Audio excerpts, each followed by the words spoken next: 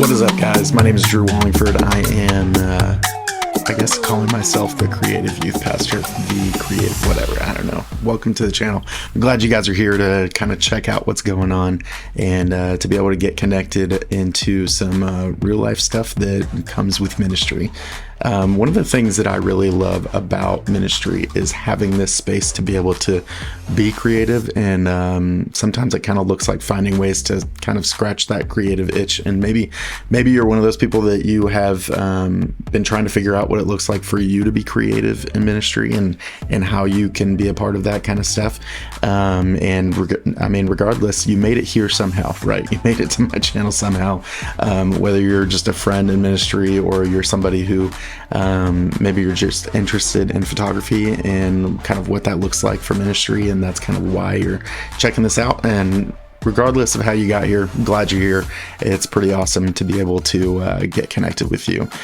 So sort of the reason why I wanted to make this video especially was because I'm actually writing a book right now on ministry and photography and what it looks like to actually use photography in ministry, rather than just like, hey, someone take pictures or whatever. And I think it gets really easy to find somebody and do that. And a lot of times, I think the great thing about photography and ministry is a lot of times that's actually good enough, right? Like that actually helps.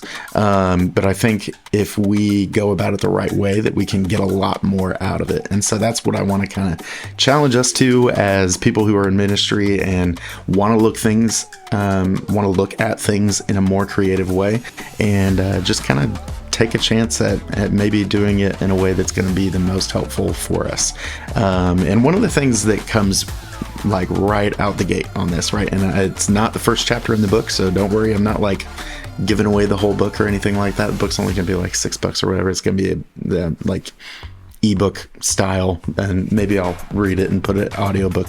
One of the things that comes with talking about photography in ministry is just people that always want to ask the question, what camera should I use, or what's the best thing to use for ministry, or whatever. I don't know why this is like the first thing that comes up, but for some reason when people talk about this stuff, they're like, oh cool, so what do I need to buy? What should I buy? And honestly, I think at the end of the day, the answer is nothing. Do not go and buy a camera first. That is stupid.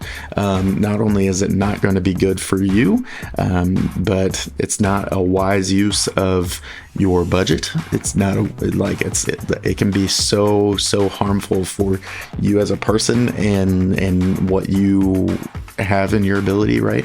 But if you don't know what you're doing anyway, and you don't really know how you want this to work anyway, then buying something to start more often than not is going to lead to a lot of like frustration and hardship and not understanding what you need first of all anyway, or what you want anyway. Like, you're just going to be stuck, right? And the only reason I say that is because I've been there. I did that. And while I have a camera system that works great for me, I think that's more by chance than it was by me knowing what I needed and what I wanted out of that first. And if I could go back, I would probably buy something different. And that's not to say that I don't like my stuff, right? Like I think I've adapted it enough to where it's like I got what I need, and I actually really like my camera system in general, right? So I'm happy with it. And if people want to use that, it's a great system, great way to do it. But there's things that I like about other camera systems that, man, that would be really great. But here's why I'm saying that. Most of us have the ability to have pictures taken, or to take pictures and take videos mostly on our phones. And so I think the reason why that is so awesome in this space is that not only is your phone always accessible, right? Because most of us, right, unless you're one of those ladies that your phone goes in your purse and you just forget where it is all the time or whatever, most of us have our phones on us all the time. And I think one of the things about photography and ministry is that this stuff happens pretty much in the moment, right? And it's not something that you're like searching for, oh, let's put these models together, right? And I think that's kind of the thing. It's not marketing, right? Because a lot of times marketing gets to be this thing of like, okay, well, you stand here, you stand like this, and we're going to take this posed picture. No, like photography and ministry, more often than not, is a moment that you're capturing so that people can see what it's really like to be a part of your context of ministry, right? And that's really, you're trying to communicate the depth of what's really happening. And so a lot of times you have to be ready, right? Camera, phone, GoPro, whatever you're using, you have to be ready, right? And so using a phone at first is a really great option because you'll always be ready. You can always just whip your phone out and be ready to go. And I think if you are able to find out how to use your phone the best, right? And there's lots of great videos out there. I can bring up some more videos, maybe in a video here soon. I can show you the settings that I use on my phone to be able to get the best out of it. But like, as long as you have like, I don't know, like an iPhone X or newer, or I'm sorry, I don't use Android phones, but they do have really good cameras on them, especially like the S20 and above. Like, those things are freaking amazing, and they have really, really good cameras on them. And you really just need to know what you're doing with those first. Honestly, I think, because it goes a long way to understand, okay, well, what am I looking for? What am I going to use this for?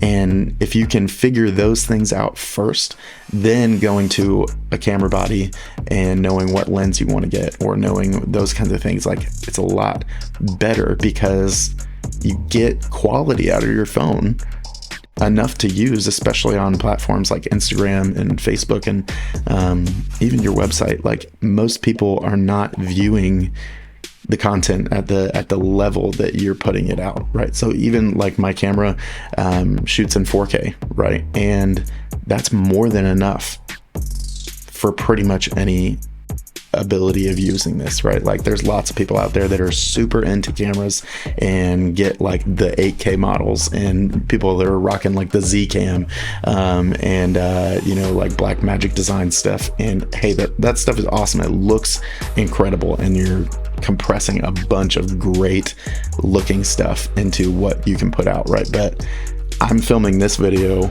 on the front facing camera on my iPhone 14 Pro Max, and it looks pretty darn good, right? Like, it's not perfect, it's not the best, right? It's not 8K, right? But it is 4K at 30 frames per second, which is pretty much the top tier of what anyone is going to be able to watch this on. So is there an issue? No, not really. I don't even have like professional lights on right now. I have a window. You might even be able to hear the dogs barking next door to my church office. But I have a window. I have a microphone, right? And I actually even left the gross office lighting on in my office. And yeah, I think that's the proof is in the pudding at some point, right? You know, like you do not have to have a camera to be able to do this well. What really matters the most is to be able to capture the moment and to understand what you need, right? Like, if you're making reels, it's way easier and better actually to be able to make reels with your phone most of the time, unless you have your ability to be in a studio and doing all that stuff. But if you're capturing the moment on a Sunday morning or in youth group or something like that, like, there's no reason to go off of your phone, like, to, you know, get a gimbal and rig your camera to be sideways. You know, like, you don't have to do that. And more often than not, you're gonna miss the moment if you don't have that prepared And imagine if you wanted to have a volunteer team of people working with your cameras and working with all this stuff. And it's like way more complicated to train and show people how to do that rather than say, hey, just take a couple videos on your phone and I'll use that. I'll edit it. Like editing and stuff like that goes way further than having the right equipment. And so I want to encourage, especially like you people that are trying to get into this and like try and find a way to make reels or to get pictures that you can post on Instagram on a weekly basis or something like that. Like, don't start by trying to find the right camera to buy. Not only like don't start, but like feel free to understand that you don't have to, and you're still gonna find that you can make good things. If you're creative and you're trying to jump into that creative space, like you can find ways to make good things with what you have. And so what's the best camera? The one you got. Do the one that you got. Use what you got. And honestly, I think you'll be surprised with how you can really find good ways to do all that stuff.